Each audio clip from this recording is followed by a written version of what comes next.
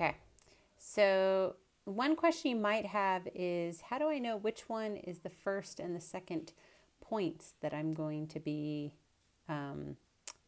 using? And the answer to that is, really, you could do either one. You could do this number minus this number and then this number minus that number.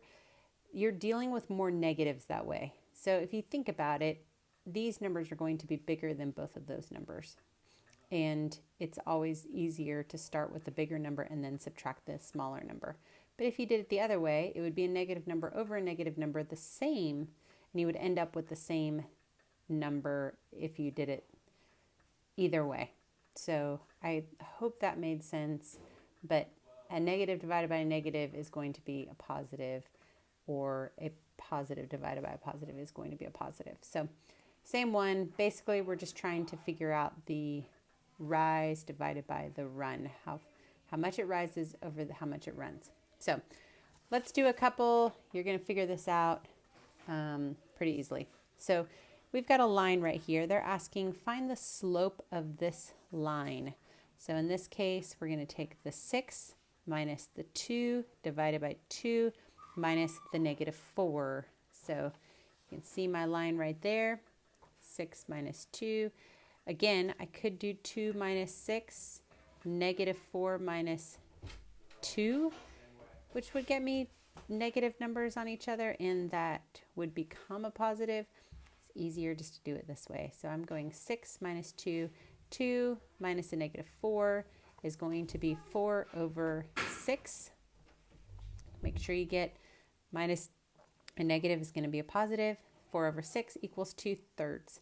So the slope of this graph is 2/3.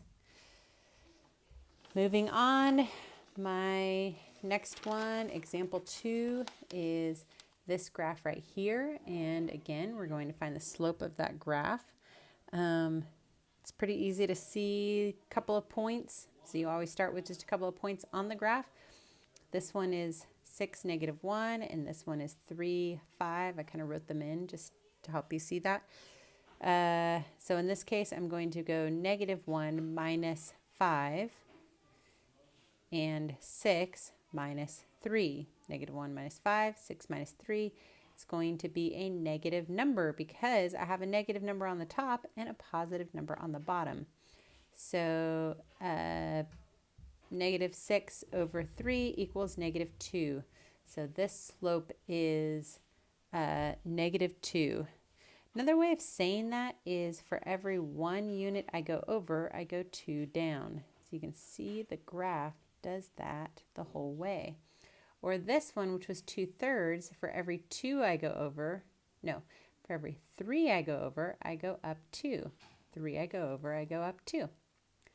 Or 2/3 for every, yeah. Okay, so next problem is find the slope of, right down here. This one. Slope of this one. This one is a horizontal line. So it's going to be a little different because for every one you go over, you don't go up or down at all. And so we're going to go ahead and grab a couple of points and do what we've been doing. 4 minus 4 is 0 on the top, and 4 minus negative 2 is going to be 6 on the bottom. 0 over 6, anything 0 divided by anything is still going to be 0. So the slope of this line is 0. Now, before we get to this next one, I'm going to point out to you at the beginning, I said the slope of a non-vertical line. We're going to try to find the slope of a vertical line. So there's my next equation, is find the slope of this line shown. Well, let's go ahead and do y minus y. So 5 minus 1, because I always want to do the bigger one over the smaller one.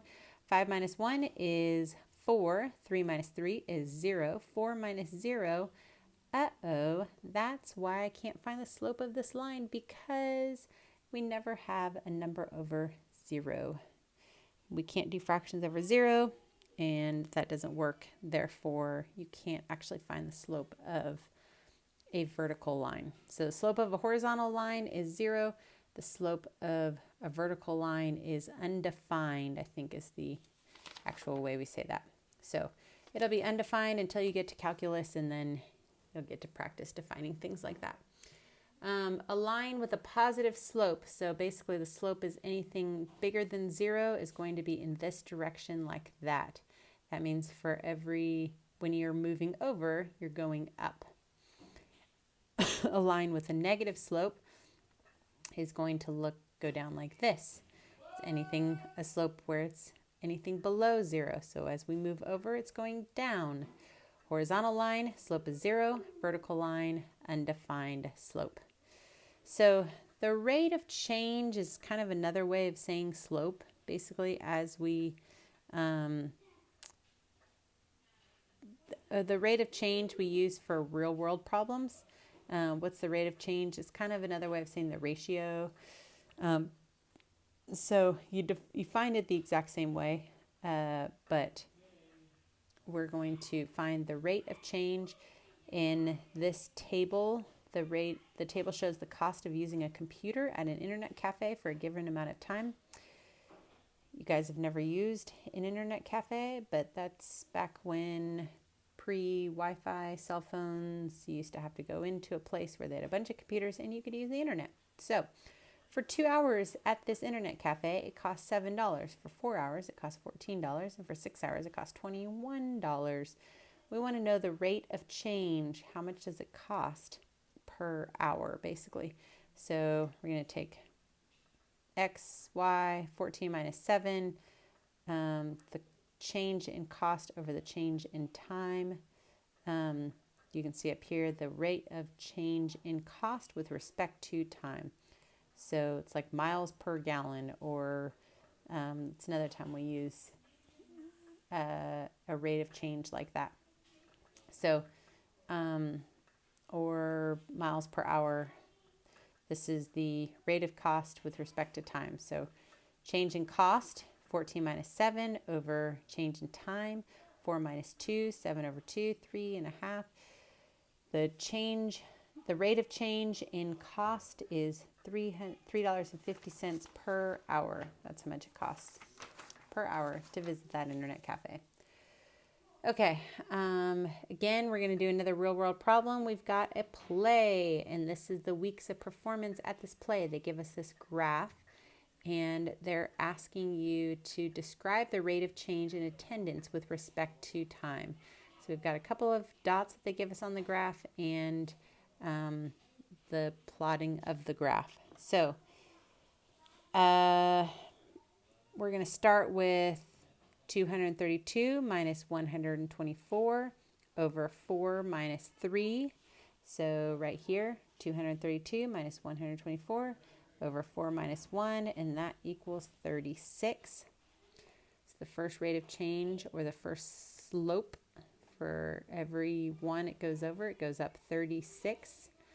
And for the first part of the graph, second one, I'm going to take 204 minus 232 over 6 minus 4.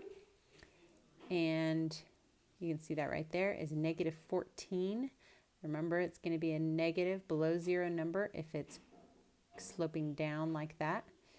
And then the last one is 72 minus 204 over 10 minus 4, and that's going to end up being negative 33. So basically the attendance spiked for the first couple weeks of the play, and then it slowly went down, and then it dropped down significantly more after that. So as the play has been going on, and you could say rate of change, or you could say the slope.